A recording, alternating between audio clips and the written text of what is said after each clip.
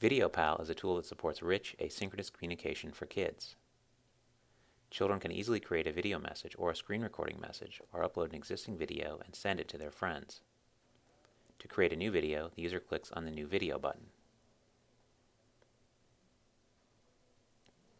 The New Message dialog allows the user to create video and screen recordings, or to upload an existing video.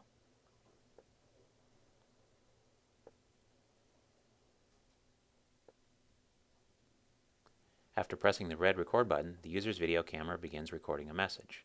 After the recording finishes, the user can enter a title for the video and select recipients. To create a screen recording, the user clicks on the camera icon to display a transparent window.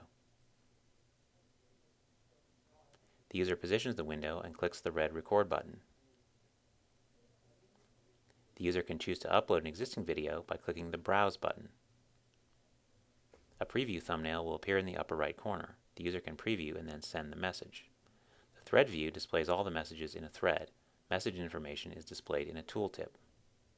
A user can right-click on a message icon and reply to the message. New messages appear in the New Message pane and are removed after they have been viewed.